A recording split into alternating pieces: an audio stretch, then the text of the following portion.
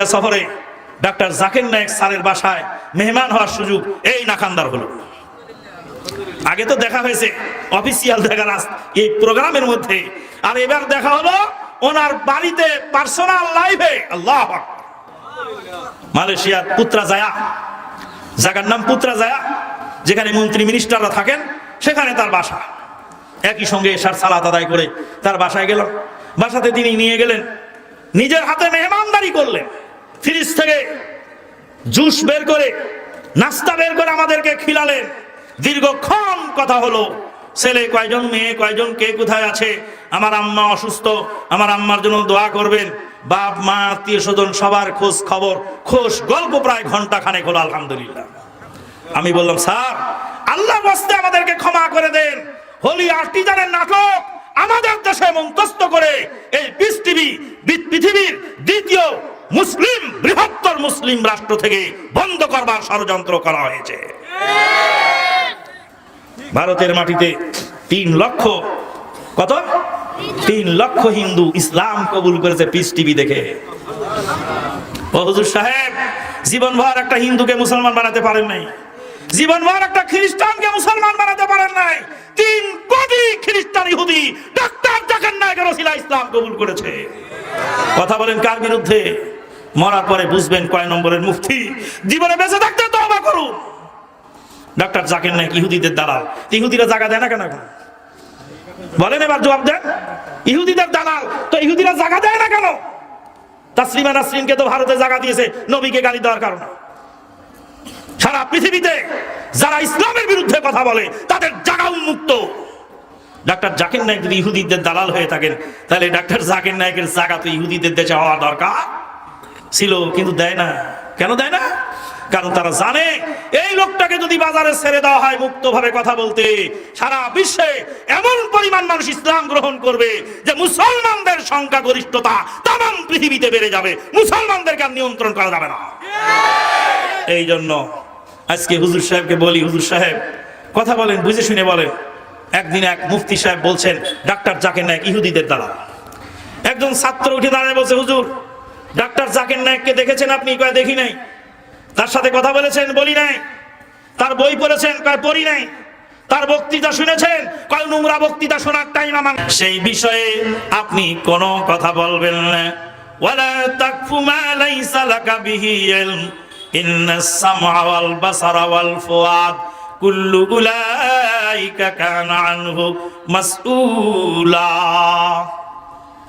আজকের এই মাহফিল যা আয়োজন করেছেন, তাদের মধ্যে যুব সমাজের উদ্যোগে মাহফিল। যুবকদেরকে ইহুদি নাসারা ধ্বংসের দ্বার প্রান্তে নিয়ে গেছে। এমতো মুহূর্তে আশার আলো দেখতে পাচ্ছি আমরা। যুব সমাজের মধ্যে কিছু যুবকেরা কোরআন সুন্নাহর পক্ষে আছে।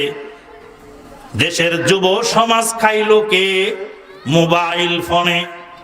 মেয়ের মাথা খারাপ করলো কে? মোবাইল ফোনে। দেশের যুব সমাজ খাইলো কে? মোবাইল ফোনে।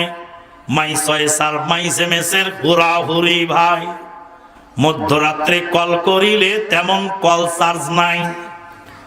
মধ্যরাত্রে কল করিলে তেমন কল চার্জ নাই। তাই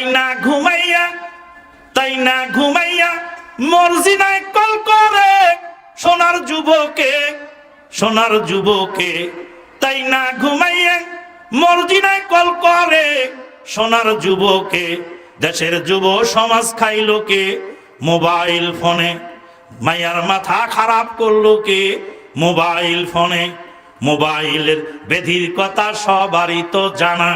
মোবাইলের রোগের ভাই দেশটা হলো কানা। মোবাইলের ব্যাধির কথা সবারই তো জানা। মোবাইলের রোগের ভাই দেশটা হলো কানা। আরো অনেক কথা আছে কইব গোপনে মোবাইল ফোনে। দেশের যুব সমাজ খাইলো কে? মোবাইল ফোনে। মেয়ের মাথা খারাপ করলো কে? মোবাইল ফোনে। পর্নোগ্রাফি দিয়ে গোটা যুব সমাজকে ধ্বংসের দ্বার প্রান্তে নিয়ে যাওয়া হচ্ছে। যুবকরা হলো জাতির মেরুদণ্ড। মেরুদণ্ড যদি ভেঙে দেওয়া হয়, তাহলে সে জাতি আর কোনোদিন খাড়ায় সেই জাতি আর কোনোদিন খাড়াতে পারে না। যুবকদের হাতে মোবাইল তুলে দেওয়া হয়েছে। মোবাইল একটা নেশা, এটা যখন ধরা হয় একজন বয়স্ক মানুষ 1 ঘন্টার নিচে বের হতে পারে না। আমার সাথে সফর করলেন পাবনা প্রযুক্তি বিশ্ববিদ্যালয়ের প্রফেসর, পাবনা প্রযুক্তি বিশ্ববিদ্যালয়ের প্রফেসর ঢাকা থেকে উঠলেন। ঢাকা নবীনগরের পাশে জাহাঙ্গীরনগর ইউনিভার্সিটি, জাহাঙ্গীরনগর ইউনিভার্সিটির গেট থেকে পাবনা এক্সপ্রেস গাড়িতে আমার পাশের সিটে বসলেন ভদ্রলোক। উঠার পর থেকে মোবাইল টানতে লাগলো, একবার উপরে টানে, আবার নিচে টানে, আবার ডানে টানে, আবার বামে টানে। টানতে টানতে গাড়ি পাবনায় পৌঁছে গেল। পাবনার প্রযুক্তি বিশ্ববিদ্যালয়ের সামনে ভদ্রলোক নামার সময় সালাম দিয়ে বলছে, আমি এই প্রযুক্তি বিশ্ববিদ্যালয়ের প্রফেসর, আমার নাম অমক। মেজাজটা খারাপ হয় না? না হয় কোন? হাত চেপে ধরলাম, বললাম দাঁড়ান, আমার কথা আছে। বললাম কোন বেহুদা আপনাকে প্রযুক্তি বিশ্ববিদ্যালয়ের প্রফেসর বানিয়েছে? 5 ঘন্টা ধরে আপনি স্মার্টফোন টানলেন। আপনি হালত যদি এই হয়, আপনার ছেলেদেরকে আপনি কি শিখান? গোটা জাতি ধ্বংসের দ্বার প্রান্তে পৌঁছে গেছে। নারীদেরকে ধ্বংস করা হচ্ছে পর্নোগ্রাফি, এনজিওর মাধ্যমে, বেপর্দা বেহায়াপনার মাধ্যমে, বিভিন্ন ইন্ডিয়ান সিরিয়ালের মাধ্যমে, এনজিওর মাধ্যমে নারীদেরকে ধ্বংস করা হচ্ছে। নারীদেরকে ফিরে আনতে হলে ওয়াজ মাহফিলে আনতে হবে, মসজিদে খুতবায় আনতে হবে, মেয়েদের জন্য তালিমের ব্যবস্থা করতে হবে, মা আয়েশার জীবনী পড়াতে হবে, মা খাদিজার জীবনী পড়াতে হবে, ফেরাউনের স্ত্রী বিবি আসিয়ার জীবনী পড়াতে হবে। ইদ ক্বালাত রব্বি বিনিলি ইনদাকা বাইতান ফিল জান্নাহ ওয়া নাজ্জিনি মিন ফিরআউনা ওয়া মিন ফিরআউনা ওয়া আমালিহি ওয়া নাজ্জিনি মিনাল কওমিজ যালিমিন। ফেরাউন কমিনাতে আসিয়ারও পায়ে হাতে ঠুকিল লোহার মেঘ, কত সাবাসো সাবাসো আসিয়া বিবি না সারিল দিনদারি, দিনদারি চাহে এই মতো। ফেরাউনের স্ত্রী বিবি আসিয়াকে বিরাট বিরাট পেরাক দিয়ে কাঁথার সঙ্গে জালেম ফেরাউন গেঁথে রেখেছে। ফেরাউনের মেয়ে মাসেতা, ইতিহাস সাক্ষ্য দিচ্ছে, মাসেতা বাচ্চা কোলে করে আল্লাহর কালাম পড়ছে, আল্লাহর শাহাদতের কালেমা পড়ছে, তাওহীদের বাণী পড়ছে। ফেরাউন বলে, মাসেতা তোর মাকে কিভাবে পেরাক দিয়ে গেঁথেছি তুই দেখে নে। গরম কড়াইতে তেল উতলাচ্ছে, উতলানো ফুটন্ত তেলের মধ্যে জীবন্ত তোকে ফ্রাই করো, মাসেতা ফিরে আয়।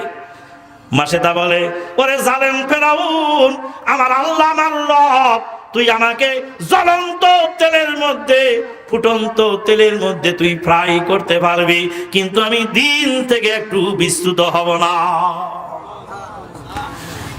মাসেতাকে, ফেরাউনের মেয়ে মাসেতাকে ওই ফুটন্ত তেলের মধ্যে সন্তান সহ জীবন্ত ফ্রাই করা হলো। ফেরাউনের স্ত্রী মা আসিয়া, বিবি আসিয়া বলছেন, রব্বি বিনিলি ইনদাকা বাইতান ফিল জান্নাহ, প্রভু হে তোমার দরবারে আমার জন্য একটি ঘর বানায় দাও। মা বোনেরা, জালেম ফেরাউন, জালেম ফেরাউনের ঘর সংসার করেছিলেন বিবি আসিয়া। সেই বিবি আসিয়া যদি ফেরাউনের মতো কাফের বেদিনের সংসার করতে পারেন, আপনার স্বামী তো ফেরাউন নয়। আপনার স্বামী যদি জুলুম করে, স্বামীর জুলুমের উপরে আপনি স্বামীকে নসিহত করুন, ধৈর্য ধরুন, একদিন না একদিন আপনার স্বামীর অবস্থার পরিবর্তন হবেই হবে। মা বোনেরা, বলছিলাম মা আয়েশা সিদ্দিকা রাদিয়াল্লাহু তাআলা আনহার বড় বোন, নাম তার আসমা বিনতে আবি বকর সিদ্দিক রাদিয়াল্লাহু তাআলা আনহু। মা আয়েশা সিদ্দিকার বড় বোন, নাম তার আসমা। বাহরাইনে গেলাম ঈদের জামাত পড়াবার জন্য। বাহরাইন সরকার অক্ষ স্টেট বাহরাইনের ধর্ম মন্ত্রণালয় থেকে বাহরাইনের মাটিতে ঈদের জামাত পড়াবার জন্য আমাকে নির্দেশ দিল। ঈদের জামাত পড়াবো বাহরাইনে, আমাকে নির্দেশ দাও। সে অনেক ঘটনা। ঈদের মাঠে গেলাম, যেই মাদ্রাসার মাঠ, সেই মাদ্রাসার নাম হলো মাদ্রাসা আসমা জাতুন নিতাকাইন রাদিয়াল্লাহু আনহা। আসমা জাতুন নিতাকাইন, জাতুন নেতাকাইনের মাঠে, জাতুন নেতাকাইন মাদ্রাসার মাঠে ঈদের জামাত পড়াবার জন্য আমাকে দায়িত্ব দেওয়া হলো। ঈদের মাঠে গিয়ে দেখলাম একটা মেম্বার আছে, কাঠের মেম্বার। আমাকে বলা হলো এই মেম্বারে দাঁড়িয়ে আপনাকে খুতবা দিতে হবে। বললাম ওয়াক্কের হাদাল মেম্বার, ওয়াক্কের হাদাল মেম্বার আবেদহু, এই মেম্বারকে দূরে সরাও, এই মেম্বারকে ওখান থেকে হটায় দাও। মেম্বারে দাঁড়িয়ে নবী মুহাম্মদুর রাসূলুল্লাহ ঈদের খুতবা দেন না। আরব দেশের লোক দিলেই কি একেবারে আকাশে উঠে গেলেন আপনি? মক্কাতেও গাধা আছে, লঙ্কাতেও মানুষ আছে। মক্কাতেও গাধা আছে, লঙ্কাতেও মানুষ আছে। মক্কা হলো নবীর দেশ, সেখানে গাধা আছে কি নাই? আর লঙ্কা হলো হনুমানের দেশ, যেই যায় লঙ্কায় সেই হয় হনুমান। সেখানেও মানুষ আছে। মক্কাতেও গাধা আছে, লঙ্কাতেও মানুষ আছে। মেম্বার সরিয়ে দাও। আল্লাহর নবী আজীবন ঈদের মাঠে চাটিয়াল ময়দানে মাটিতে দাঁড়ায় খুতবা দিয়েছেন, তাই মাটিতেই খুতবা হবে গো। ঈদের খুতবা একটি দুইটি নয়, ঈদের খুতবা একটি। লা আজানা ওয়ালা ইকামাতা, ঈদের দিনে আজান হবে না, ইকামত হবে না। মুসল্লি ভাইরা আহেন আহেন আহেন আহেন, আর মাত্র 5 মিনিট বাকি আছে। আব্দুর রাজ্জাক বিন ইউসুফের ভাষায় বলা লাগে, ধর্ম কি তোর বাপের যে ইচ্ছা মতো বাপের কবরে দাঁড়ায় মুনাজাত করবি? আব্দুর রাজ্জাক বিন ইউসুফের ভাষা তো এরকম, তাই না? আমরা তো আর ওরকম বলি না, বলতে পারিও না। মাশাআল্লাহ, এই লোক বলতে কোনো সময় কোন ছাড়ে না। কয় ধর্ম কি তোর বাপের? ধর্মকে পাগল পাইছ? ধর্ম কি হাওয়াই লাড্ডু? হ্যাঁ বলেন আল্লাহু আকবার। আল্লাহ আজানা ওয়ালা ইকামাতা, আজান হবে না, ইকামত হবে না। কানে কানে এসে এক বাংলাদেশি বললেন, বাহরাইনের অক্ষ স্টেটের তরফ থেকে এই মিম্বারে খুতবা দেওয়ার জন্য মিম্বার পাঠানো হয়েছে। আপনি হলেন ধর্ম মন্ত্রণালয়ের মেহমান, আপনি মেম্বারে খুতবা না দিলে ভিডিও হবে, এই ভিডিও তাদের কাছে পৌঁছবে, আপনার সমস্যা হতে পারে। বললাম কাটিহি বার সারে ময়দান মাগার ঝুঁকি তো নেই। বাহরাইনের মেহমান হয়েছি কিন্তু মাথা বেঁচে খাই না। দলিল দে, দলিল থাকলে মানবো, দলিল না থাকলে মানবো না। এখান থেকে শেষুয়ার বাজার পর্যন্ত জমি জায়গা সব তোমারে দিয়ে দিব, খালি পর্চা দেখাও। পর্চা যদি দেখাবার না পারো, 1 ইঞ্চি জায়গাও তোমারে দেওয়ান যাব না। এখান থেকে তোমারে ঘোড়াধাপ বাজার পর্যন্ত, আরো যদি চাও হারুয়া খালি পর্যন্ত, আরো যদি চাও শরীফপুর পর্যন্ত, সব জায়গা তোমারে দিয়ে দেবো, পর্চা দেখাও। পর্চা না দেখাতে পারলে 1 ইঞ্চিও দেওয়া হবে না। যারা নিজের জমি দখল করে চাষ করে ওদের লাগে পর্চা, যাদের পর্চা নাই ওরা লাঠি দিয়ে জবরদখল করে পরের জমি। কেউ যদি কোরআন হাদিসের কথা শুনে মারতে আসে, বুঝবেন যে ওর দলিল নাই। সেই মাস্টার গরম হয়, যেই মাস্টারের অঙ্ক বোঝে না। প্রশ্ন করলে হুজুর সাহেব গরম হয়ে যায়, বুঝতে হবে হুজুরের কাছে বিদ্যা কম। জাতি আপনাকে প্রশ্ন করবে, সঠিকভাবে উত্তর দিতে বাধ্য, আপনি না পারলে সারেন্ডার করবে। বলছিলাম ভাইয়েরা, বাহরাইনের